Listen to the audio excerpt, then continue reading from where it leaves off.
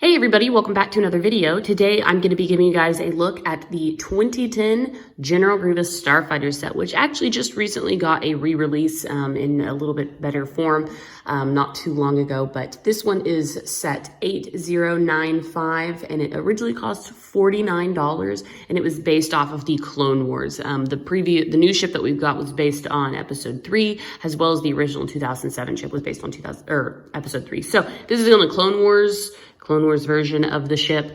And this was one I actually purchased used from my mom, who bought a large used Lego lot that had quite a few Star Wars ships in it. And this is one that I didn't have, so I went ahead and purchased it. I do not have the new one to compare. I don't really plan on picking that one up because it came out like the same time that I ended up getting this one. So I was like, this is fine.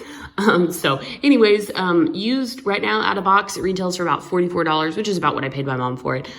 So anyways, I think it's pretty cool. She did have to order a couple of pieces. So I think everything is correct, minus my droid. He doesn't have his extra pieces on him right now, but it does come minifigure wise with this EVA4D droid, which you might not be able to consider a minifigure or not. It's up to you. Droids are a little bit, picky in that realm, but he does have his face sticker, which is nice. And he has a couple like little utensils that come out of his back.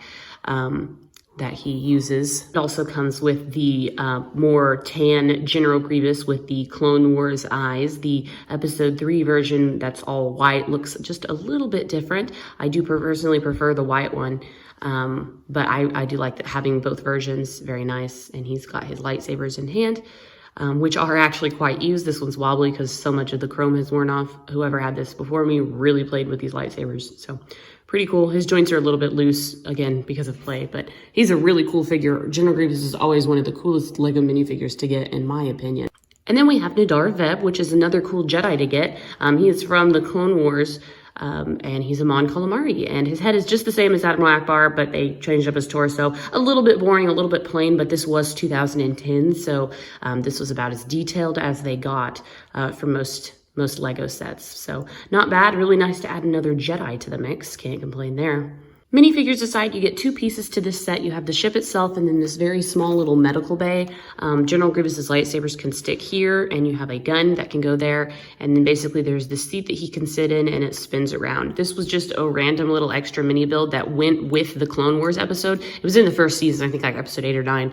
And so I guess they included that to make it more Clone Wars inspired, which is fine. There's just not a whole lot to do with this build. I'm not going to display anything in this just because it's kind of, boring, to be honest. I do like the spinny chair. I mean, I think it's built well, but this just doesn't have a lot of playability to me, and it's pretty bare bones. The build is not super great, but you do get that signifies it's from the Clone Wars episode. The main thing, though, is going to be the ship here, which I think overall looks pretty good. I mean, I don't think that they made a huge amount of changes, even with the new one. But this does have some break off points where the pieces just like to fall off. Specifically speaking, this back end here goes up when you fly, and then it acts as kind of landing gear when you've put the ship to land. This thing, since it's not connected by anything other than just these 3 studs, it just likes to pull off a lot. But it is cool that it moves. Articulation's nice. I really do like the kind of ribbing that you see between the wings here. I think that's very unique looking. And then you have a couple of missiles that do move up and down. Can't do much else with those. And then on the backs or on the sides of the wings, you have a little bit of detailing, which is not bad. These little things do move. The other side is exactly the same. With the wings, you do get a pretty fun feature, which is just these fold-out flaps that have these nice flick fire missiles in them. I do like that. I think that's really nice, and the mechanism that hides them away is really good. Very cool. So you've got kind of an attack mode for this ship in that way.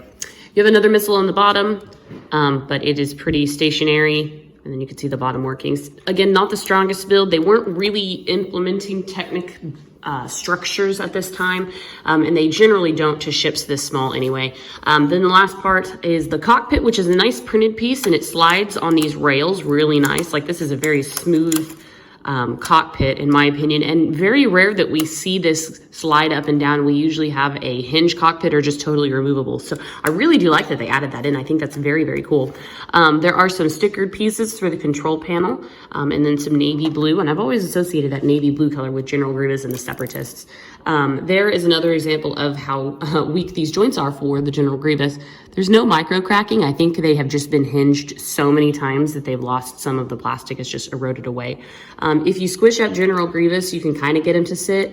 My biggest complaint with this ship, and I don't know if it's me doing something wrong, but unless I take off his 2 extra arms, I can't get this to close all the way. So I literally have him sitting on my shelf like this, which I guess is fine because, you know, it shows General Grievous. If you take, oh, there he goes. If you take off the arms, I believe you can make him sit down in it. Let me put his legs back on. There.